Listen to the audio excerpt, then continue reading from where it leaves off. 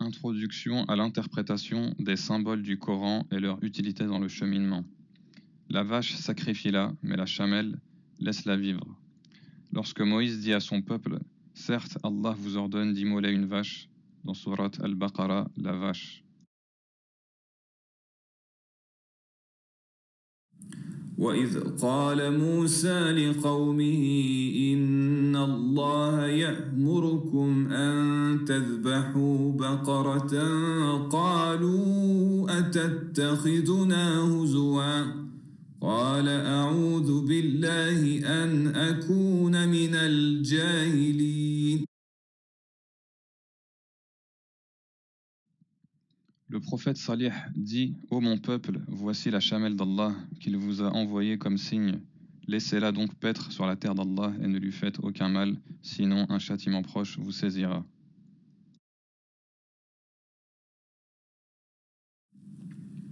ويا قوم هذه ناقة الله لكم آية فذروها تأكل في أرض الله ولا تمسوها بسوء فيأخذكم عذاب قريب. Coran Sourate La Caverne, verset 25. Or ils demeurèrent dans la caverne 300 ans et en ajoutèrent 9 années. وَلَبِثُوا فِي كَهْفِهِمْ 300 سِنِينَ وَازْدَادُوا 9.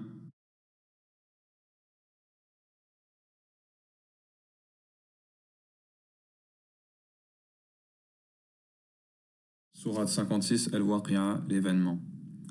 Et c'est certainement un Coran noble, dans un livre bien gardé, que seuls les purifiés touchent, comprennent.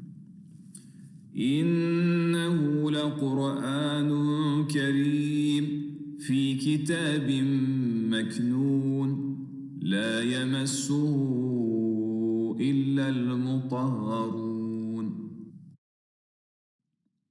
Le Coran est un livre crypté que seuls les purifiés peuvent toucher.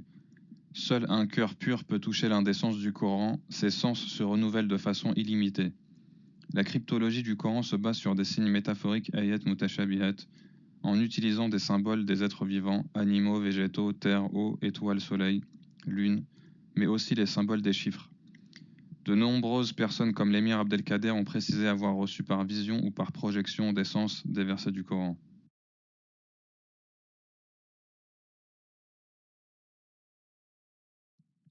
La vache, sacrifie-la, mais la chamelle, laisse-la vivre. Sourate Al-Baqarah, la vache, versets 67 à 71. Et rappelez-vous, lorsque Moïse dit à son peuple, « Certes, Allah vous ordonne de sacrifier une vache », ils dirent, « Nous prends-tu en moquerie ?» Qu'Allah me garde d'être du nombre des ignorants, dit-il. Ils dirent, « Demande pour nous à ton Seigneur qu'il nous précise ce qu'elle doit être. » Il dit, « Certes, Allah dit que c'est bien une vache, ni vieille, ni vierge, d'un âge moyen entre les deux, faites donc ce qu'on vous commande. » Ils dirent, demande donc pour nous à ton Seigneur qui nous précise sa couleur. Il dit, Allah dit que c'est une vache jaune de couleur vive et plaisante à voir. وَإِذْ قَالَ مُوسَى لِقَوْمِهِ إِنَّ اللَّهَ يَأْمُرُكُمْ أَن تَذْبَحُوا بَقَرَةً قَالُوا أَتَتَّخِذُنَا هُزُوًا قال أعوذ بالله أن أكون من الجاهلين. قالوا ادع لنا ربك يبين لنا ما هي قال إنه يقول إنها بقرة لا فارض ولا بكر عوان بين ذلك فافعلوا ما تؤمرون. قالوا ادع لنا ربك يبين لنا ما لونها قال إنه يقول إنها بقرة صفراء فاقع لونها تسر الناظرين.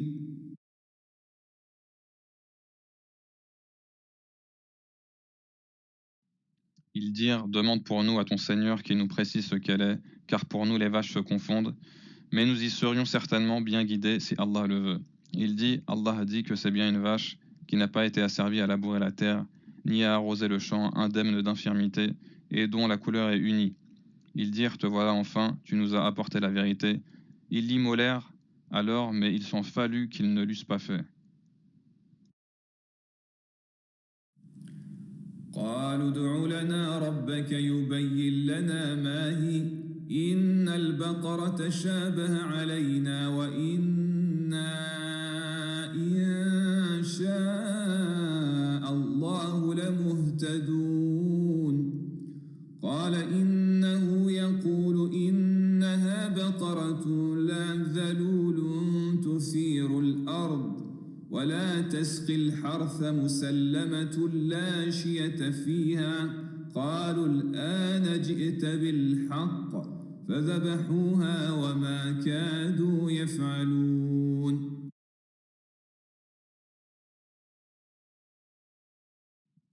La vache est le symbole du bas monde et d'un cheminement intéressé. La sourate Al-Baqarah, la vache, montre le cheminement d'un groupe qui suit les enseignements de Moïse. Cependant, dans ce cheminement, leur sincérité est mise à mal par l'amour du bas monde symbolisé par la vache. Perdre une vache grasse qui donne de la viande, du lait, c'est-à-dire qui représente une richesse inestimable, est un geste difficile même si Dieu semble le demander. Au début du cheminement, l'être humain est intéressé par les dons de Dieu plus que par Dieu. Dieu est perçu comme une vache à lait, celui qu'on sollicite pour avoir des biens, et lorsque l'on a eu ce que nous convoitons, nous délaissons la proximité avec Dieu. Ce symbole de la vache à lait est d'ailleurs encore aujourd'hui utilisé en marketing dans la matrice BCG pour symboliser les produits les plus rentables du marché. Ce symbole de la vache grasse est d'ailleurs expliqué par le prophète Youssouf, Joseph. Dans la sourate 12, Joseph, il est dit « Et le roi dit, en vérité, je voyais en rêve 7 vaches grasses mangées par 7 maigres, et 7 épis verts et d'autant d'autres secs. Ô conseil de notables, donnez-moi une explication de ma vision si vous savez interpréter le rêve. » وقال الملك إني أرى 7 بقرة سمان يأكلهن 7 عجاف و7 سنبلات خضر وأخر يابسات يا أيها الملأ أفتوني في رؤياي إن كنتم لرؤيا تعبرون.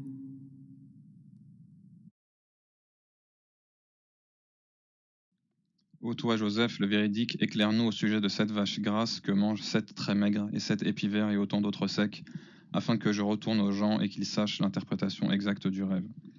Alors Joseph dit, vous sèmerez pendant 7 années consécutives, tout ce que vous aurez moissonné, laissez-le en épis, sauf le peu que vous consommerez. Viendront ensuite 7 années de disette qui consommeront tout ce que vous aurez amassé pour elles, sauf le peu que vous aurez réservé comme semence. Puis viendra après cela une année où les gens seront secourus par la pluie et iront au pressoir. Nous comprenons donc que le prophète Joseph précise que la vache grasse symbolise la récolte, donc les richesses.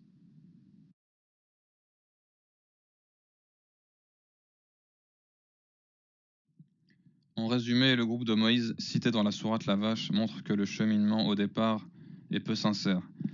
Cette sourate étant le début du Coran, elle introduit ce sujet notamment lorsque les demandes seront d'avoir encore plus de biens et de nourriture. À la fin, leur hypocrisie se manifesta jusqu'à tuer des prophètes et adorer le veau d'or. Le symbole de la vache qu'ils ne voulaient pas sacrifier fut renforcé ensuite avec la statue en or d'un veau qu'ils adorèrent. L'or avait plus de valeur à leurs yeux que l'unicité de Dieu, ils furent donc des gens qui ont encouru la colère d'Allah. Dans le Coran, sourate La Vache Al-Baqarah, verset 60, il est dit « Et rappelez-vous quand vous dites, ô Moïse, nous ne pouvons plus tolérer une seule nourriture. Prie donc ton Seigneur pour qu'il nous fasse sortir de la terre ce qu'elle fait pousser de ses légumes, ses concombres, son ail, ses lentilles et ses oignons. » Il vous répondit « Voulez-vous échanger le meilleur pour le moins bon? Descendez donc à n'importe quelle ville, vous y trouverez certainement ce que vous demandez. » L'avilissement et la misère s'abattirent sur eux, ils encoururent la colère d'Allah. Cela est parce qu'ils reniaient les révélations d'Allah et qu'ils tuaient sans droit les prophètes, cela parce qu'ils désobéissaient et transgressaient. Et en effet, Moïse vous est venu avec les preuves, malgré cela, une fois absent, vous avez pris le veau pour idole, alors que vous étiez injuste. وإذ قلتم يا موسى لن نصبر على طعام واحد فادع لنا ربك يخرج لنا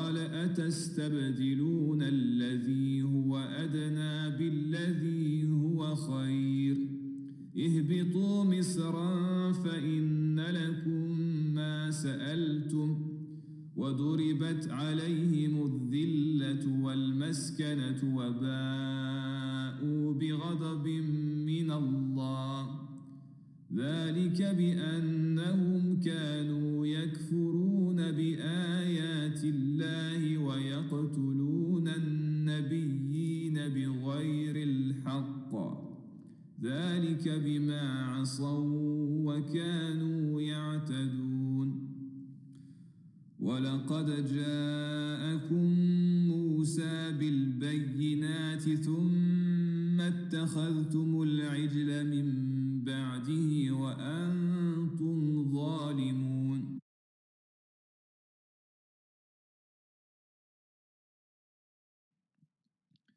ويا قوم هذه ناقة الله لكم آية فذروها تأكل في أرض الله ولا تمسوها بسوء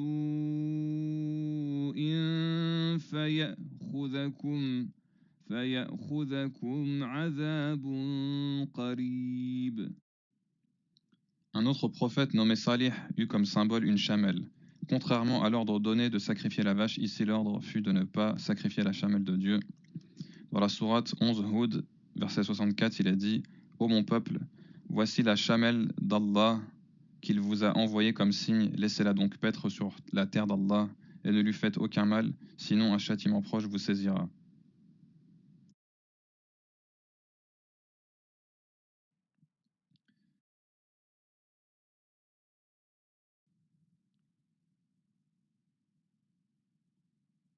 Dans la sourate Le Soleil Ash-Shams, il est précisé Qad aflaha man zakkaha, a réussi certes celui qui la purifie, wa qad khaba man dassaha, et est perdu certes celui qui la corrompt. Kazzabat Thamoud bi tarwaha, les Thamoud par leur transgression ont crié au mensonge. Idhim ba'atha ashqaha, lorsque le plus misérable d'entre eux se leva pour tuer la chamelle. Faqala lahum rasulullahi naqatallahi wa suqiyaha, le messager d'Allah leur avait dit la chamelle d'Allah, laissez-la boire. فكذبوه فعقروها فدمدم عليهم ربهم بذنبهم فسواها, mais ils le traitèrent de menteur et la tuèrent. Leur Seigneur les détruisit donc pour leurs péchés et étendit son châtiment sur tous. ولا يخاف عقباها, et Allah n'a aucune crainte des conséquences. Dans la sourate Le Soleil Shams, il est précisé que la chamelle a été tuée et que cela vient du fait que leurs cœurs n'ont pas été purifiés. Et est perdu certes celui qui la corrompt, l'âme, qad khaba man dassaha. Celui qui ne purifie pas son âme pourra avoir le potentiel le plus sombre, celui d'un assassin. Ils ont tué un être vivant gratuitement seulement car leur âme était mauvaise, donc Dieu manifesta sa sanction alors qu'ils étaient prévenus.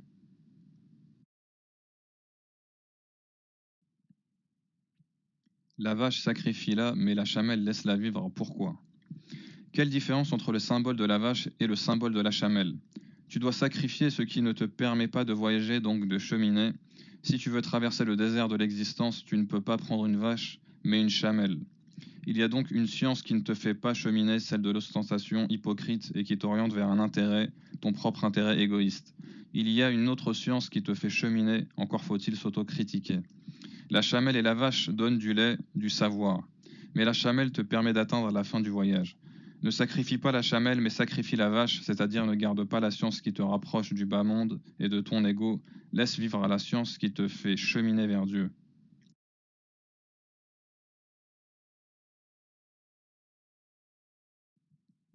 La vache symbolise l'amour du bas monde, l'hypocrisie dans le cheminement, mais l'éléphant est le paroxysme de l'ego, de l'orgueil.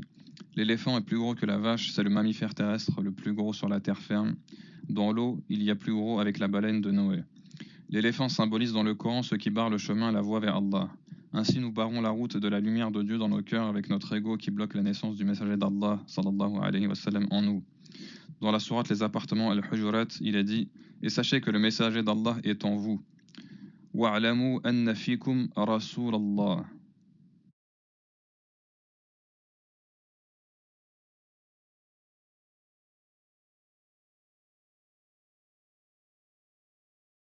Exégèse des sourates 106 à 109 qui sont liées pour comprendre le symbole de l'éléphant. Au nom d'Allah, le tout miséricordieux, le très miséricordieux. N'as-tu pas vu comment ton Seigneur a agi envers les gens de l'éléphant? N'a-t-il pas rendu leur ruse complètement vaine et envoyé sur eux des oiseaux par volée qui leur lançaient des pierres d'argile et il les a rendus semblables à une paille mâchée?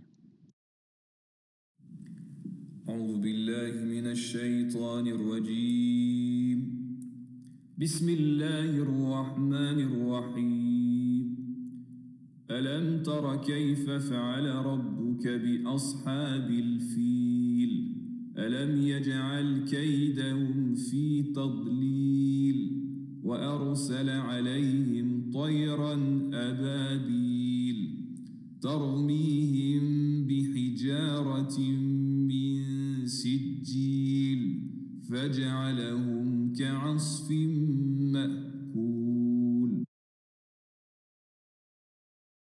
Le prophète sallallahu alayhi wa sallam est né l'année de l'éléphant, donc quand l'éléphant a été vaincu. D'après Ibn Abbas radhiyallahu anhu, le prophète sallallahu alayhi wa sallam est né durant l'année de l'éléphant, rapporté par Ibn Sa'd et authentifié par Sheikh al-Albani dans Silsila Sahiha, c'est-à-dire l'année où un éléphant a été amené par le roi chrétien Abraha pour détruire la Kaaba. عن عبد الله بن عباس رضي الله عنهما قال ولد النبي صلى الله عليه وسلم عام الفيل رواه ابن سعيد وصححه الشيخ الألباني.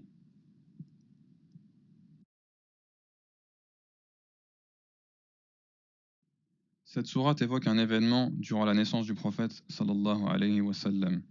Dieu parle au prophète d'un événement avant sa naissance, c'est-à-dire que l'armée des éléphants venant pour détruire la Mecque a été détruite, mais pour quelle raison? Parce que les ancêtres du prophète étaient à la Mecque et pour protéger la naissance du prophète sallallahu alayhi wa sallam, il fallait protéger ses ancêtres. Le prophète sallallahu alayhi wa sallam était une bénédiction pour les gens de sa famille avant même qu'il soit né. Dieu lui dit donc qu'il l'a protégé avant même qu'il soit né. Comment en serait-il donc autrement durant son vivant?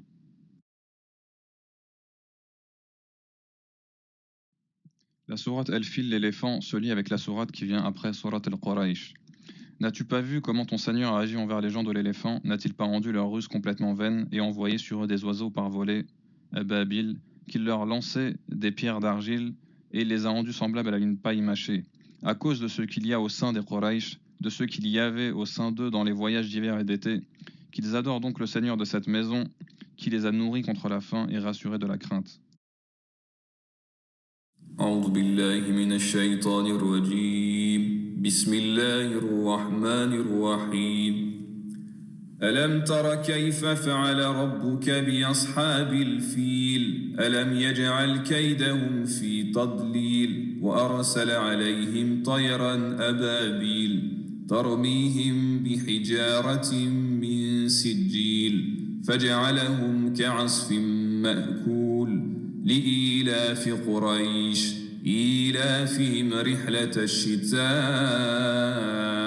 والصيف فليعبدوا رب هذا البيت الذي أطعمهم من جوع وآمنهم من خوف.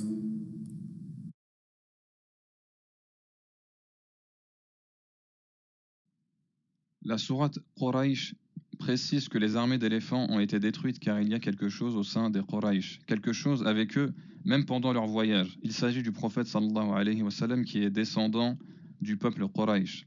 Donc les ancêtres étaient protégés même dans leur voyage car ils devaient donner naissance au prophète Mohammed sallallahu alayhi wa sallam.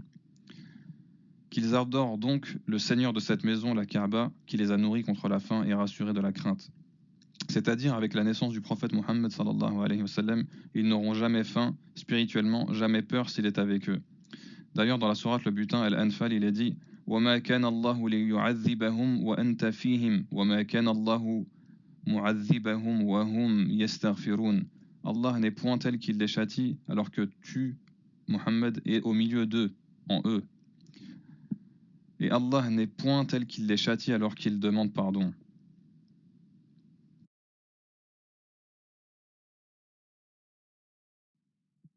Ainsi, l'obstruction du messager d'Allah est symbolisée par l'éléphant. L'éléphant symbolisant l'ego qui fait obstruction et se met face au messager en nous, coupe l'arrivée de la lumière d'Allah. Dans ton cheminement, Dieu va t'envoyer des anges, ababil, littéralement les pères de l'esprit que certains prennent pour des oiseaux dans cette sourate. Des anges, plus exactement pour détruire les éléphants en toi, afin de permettre la naissance du messager d'Allah en toi. Il va rendre ton ego comme des éléphants écrasés de la paille mâchée. La lumière du messager d'Allah sallallahu alayhi wa sallam en toi, c'est-à-dire l'intuition lumineuse et divine, t'ouvre la compréhension des signes d'Allah, lumière sur lumière, nurun ala nur.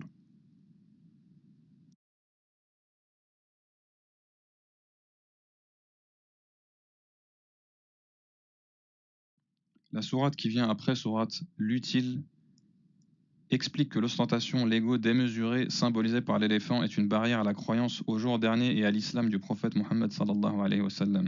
Dans la sourate 107, l'utile, il est dit: Vois-tu celui qui traite le mensonge Vois-tu celui qui traite de mensonge le din, rétribution, référence? C'est bien lui qui repousse l'orphelin et qui n'encourage point à nourrir le pauvre.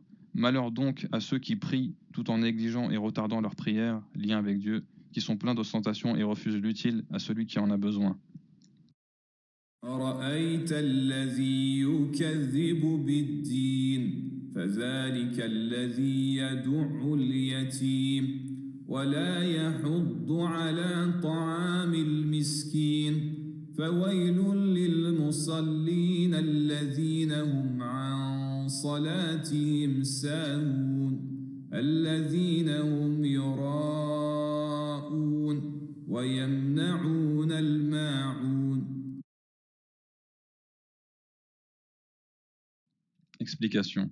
Vois-tu celui qui ne croit pas vraiment au référentiel de Dieu? Din signifie jour dernier, mais aussi référentiel, loi de Dieu, qui repousse l'orphelin de Dieu, c'est-à-dire celui qui cherche la vraie science qui mène à Dieu, qui ne donne pas aux pauvres de Dieu la nourriture spirituelle dont il a besoin, mais seulement un islam d'apparence. Donc malheur à lui, car il prie Dieu avec ostentation, seulement pour montrer à la société qu'il est un bon croyant. Il ne prie pas vraiment car il est plein d'orgueil et d'ostentation, comme les gens de l'éléphant. Il refuse donc aux autres ce qui est une science utile, l'islam du prophète sallallahu alayhi wa sallam, et non pas l'islam qu'il a inventé, dénaturé, qui est inutile. Voilà pourquoi la sourate s'appelle l'utile pour un savoir utile.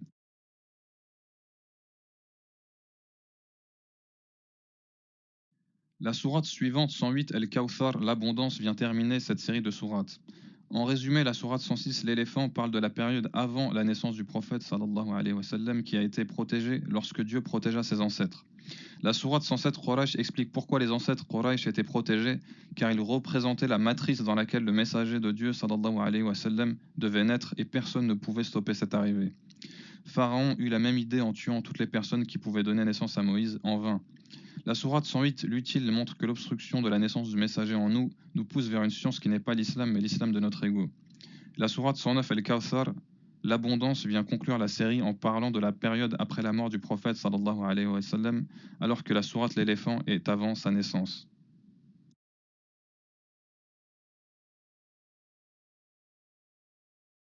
La sourate 109, El-Kawthar, l'abondance, vient conclure la série.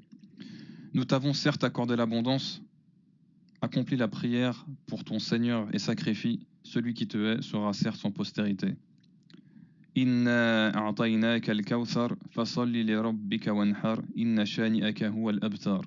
C'est-à-dire qu'après la venue du messager d'Allah sallallahu alayhi wa sallam, ceux qui ont essayé de bloquer son arrivée seront oubliés dans le futur sans postérité, alors que le prophète sallallahu alayhi wa sallam aura une renommée infinie et sera aimé. Ceci est d'ailleurs un miracle. Le fait que Dieu fasse aimer une personne et en fasse oublier une autre pour celui qui médite. L'abondance sera aussi celle des disciples du messager sallallahu alayhi wa sallam, car ils seront toujours présents après sa mort et certains en seront les vrais héritiers savants. Dieu précise donc au messager: si nous t'avons protégé avant ta naissance et pendant ta vie, penses-tu qu'on te laissera après ta mort? En effet, le messager sallallahu alayhi wa sallam était soucieux de permettre aux futures générations après sa mort de bénéficier également de l'islam tel que voulu par le messager d'Allah sallallahu alayhi wa sallam.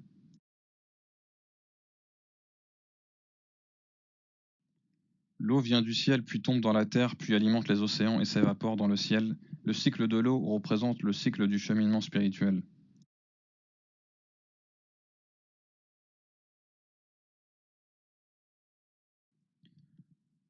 Le cycle de l'eau représente le cycle du cheminement spirituel. Le cheminement commence sur la terre. Le cheminant peut être un âne, un singe, un serpent, un éléphant, une vache, un chien, une chamelle, une fourmi, mais aussi un arbre, une montagne, la montagne symbolisant le savant dans le Coran. Ensuite, il va dans les profondeurs de l'eau et devient un poisson nageant dans la science de l'océan, puis une baleine symbolisant le savant plus avancé que la montagne. Enfin, il sort de l'eau par l'évaporation et déploie ses ailes devenant une abeille, un oiseau, puis un nuage, une étoile, la lune, le soleil.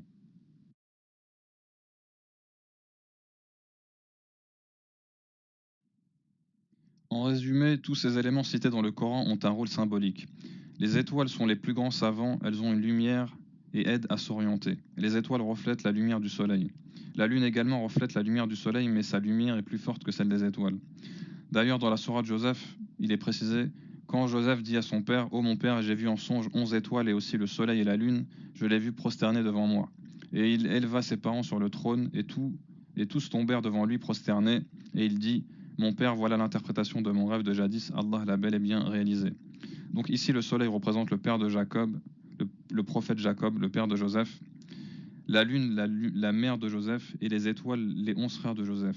Le prophète ici est symbolisé dans le rêve par le soleil qui diffuse sa lumière à la lune et aux étoiles. Il y a donc une hiérarchie dans les savants.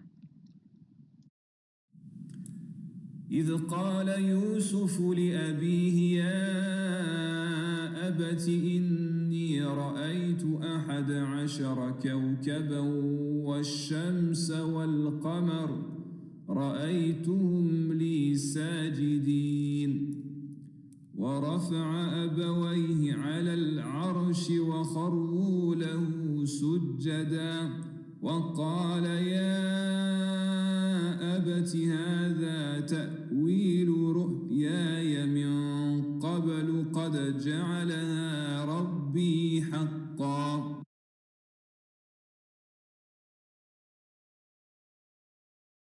Le rappel de Dieu Zikr permet d'être parmi les constellations d'étoiles des savants élus de Dieu. La compagnie des savants maîtres spirituels, Wali, amis de Dieu, nous protège par la grâce de Dieu. Les jeunes de la caverne et de la distinction Ashab al-Kahf wa Raqim se sont réfugiés dans leur conscience intérieure caverne pour se souvenir de Dieu avec leur chien à côté d'eux. Le mot chien Kalbuhum en arabe représente le protecteur, symbole de la protection comme le chien de garde. Dans une lecture du Coran, il est possible de prononcer Kali'uhum qui signifie protecteur au lieu de Kalbuhum, ce qui confirme ce sens.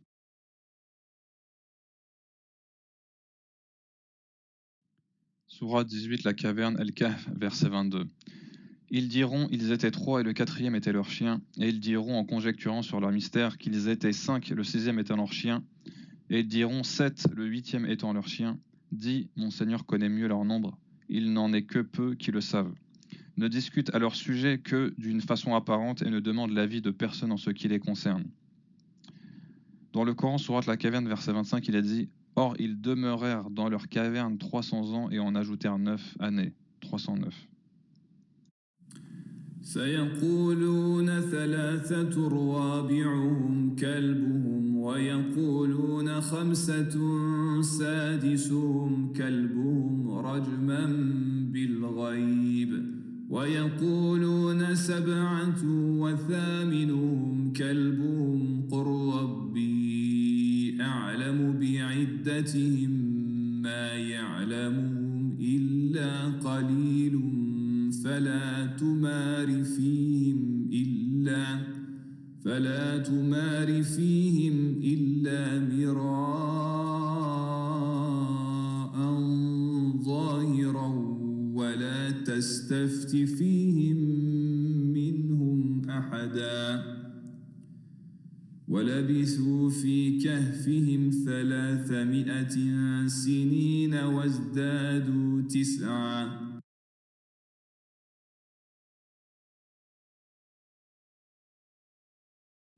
Analyse de ce verset. Voici un tableau pour résumer les chiffres qui sont précisés dans ce verset. La première colonne concerne le nombre de jeunes de la caverne et la deuxième colonne précise le chiffre qui est attribué au chien.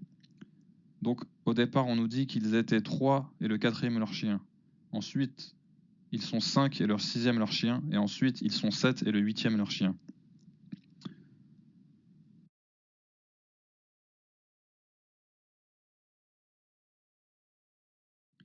Les chiffres mis dans l'ordre donnent 3, 4, 5, 6, 7, 8, comme dans le tableau. Si nous faisons une multiplication entre ces chiffres, 3 fois 4 fois 5 fois 6 fois 7 fois 8, c'est égal à 20 160. En additionnant les chiffres de 20 160, 2 plus 0 plus 1 plus 6 plus 0, ceci est égal au chiffre 9. Le 9 apparaît. Mais également, les chiffres mis dans l'ordre donnent, si nous faisons une addition entre ces chiffres, cette fois-ci 3 plus 4 plus 5 plus 6 plus 7 plus 8 égale 33. En multipliant les chiffres de 33, 3 fois 3 égale 9. Le chiffre 9 apparaît encore. Est-ce une coïncidence?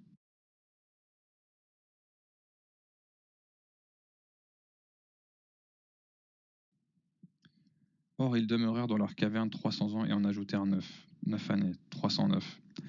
309 années dans la caverne. Les chiffres concernant les jeunes de la caverne sont 3, 5 et 7 dans la première colonne. 357. Si nous additionnons les années dans la caverne 309 plus 357, c'est égal à 666. Multiplions 6 fois 6 fois 6, c'est égal à 216. Et 216, si nous faisons 2 plus 1 plus 6, nous retrouvons 9. 309 années dans la caverne. Les chiffres concernant le chien sont 468, 4, 6, 8. Si nous prenons 309 plus 468, c'est égal à 777. Multiplions 7 fois 7 fois 7, c'est égal à 343. Et si nous multiplions 3 fois 4 fois 3, et ça est égal à 36. 36, c'est 3 plus 6 égale 9. Prenons également une autre combinaison. Si nous faisons 3 fois 4 plus 5 fois 6 plus 7 fois 8, c'est égal à 98. Si nous faisons 9 fois 8, c'est égal à 72. Et 72, c'est 7 plus 2 est égal à 9.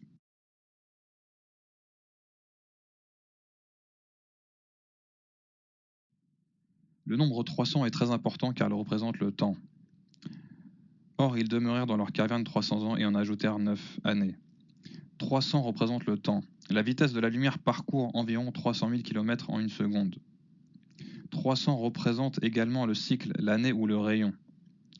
Ajoutons 9 à 357, le nombre de jeunes de la caverne. 357 plus 9 égale 366, représentant le nombre de jours d'une année.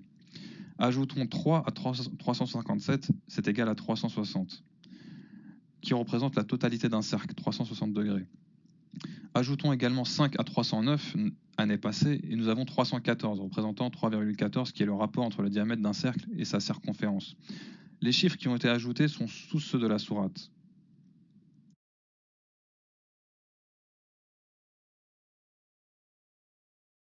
Le chiffre 3 est également important. D'ailleurs, le chien est cité 3 fois. Nous avions dit qu'il est 309 années dans la caverne. Les chiffres concernant le chien sont 4, 6, 8. 309 plus 468 est égal à 777. Si nous additionnons 7 plus 7 plus 7, ça donne 21.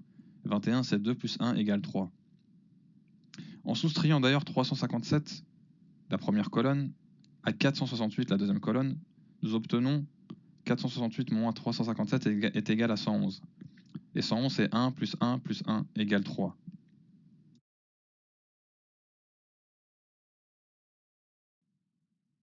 « 309 années dans la caverne, divisé par 3, égale 103. Comment s'appelle la sourate 103? C'est la sourate le temps, Al-Asr. Elle est composée d'ailleurs de 3 versets. 3 fois 103 égale 309 années.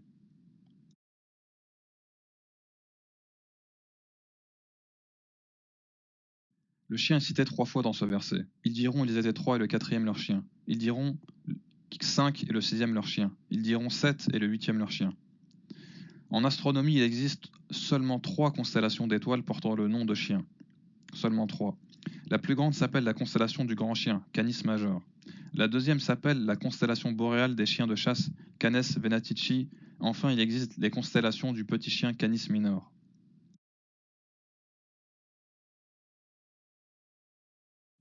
Est-ce une coïncidence? Possible, mais l'étoile la plus brillante du ciel nocturne s'appelle Sirius, vérifiable sur Wikipédia.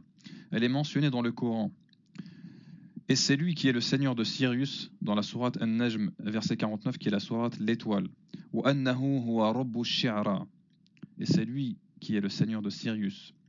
Sirius est situé dans la constellation du grand chien. Sirius est situé à 9 années-lumière du soleil, vérifiable sur Internet. Dans la sourate La caverne, verset 25, il est dit Ils demeurèrent dans leur caverne 300 ans et en ajoutèrent 9 années. L'importance du chiffre 9.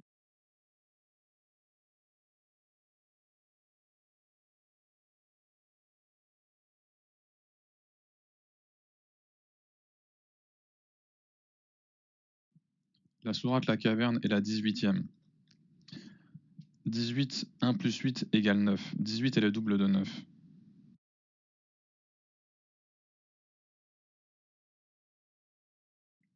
Les jeunes, dans leur conscience, en se rappelant de Dieu, sont protégés auprès de Dieu parmi la constellation d'étoiles que sont les savants, prophètes et amis de Dieu.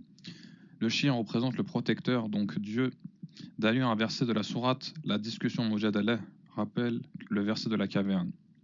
Il dit « Ne vois-tu pas qu'Allah sait ce qui est dans les cieux et la terre ? Pas de conversation secrète entre trois sans qu'il ne soit le quatrième, ni entre cinq sans qu'il ne soit leur sixième, ni moins ni plus que cela sans qu'il ne soit avec eux là où ils se trouvent. Ensuite, il les informera au jour de la résurrection de ce qu'ils faisaient, car Allah est omniscient. » Ce verset rappelle que le chien est toujours avec les jeunes de la caverne, mais en réalité, c'est Allah qui est avec eux.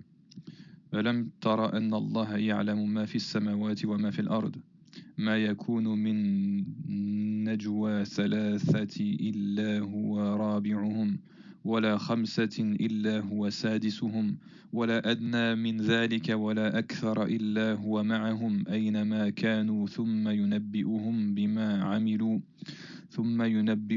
بما عملوا يوم القيامة إن الله بكل شيء عليم.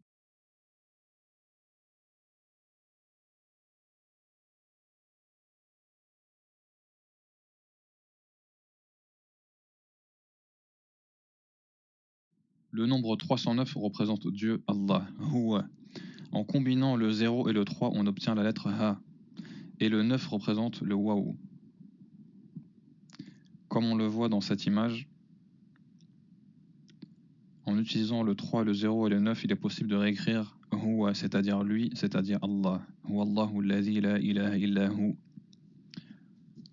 Or, ils demeurèrent dans leur caverne 300 ans et en ajoutèrent 9.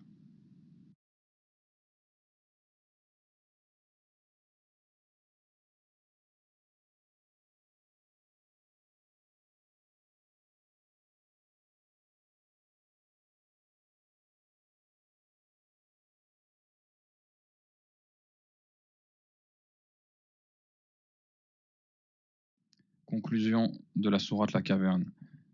Dit, si la mer était une encre pour écrire les paroles de mon Seigneur, certes la mer s'épuiserait avant que ne soient épuisées les paroles de mon Seigneur, quand même nous lui apporterions son équivalent comme renfort. قل لو كان البحر مدادا لكلمات ربي لنفد البحر قبل أن تنفد كلمات ربي ولو جئنا بمثله مددا.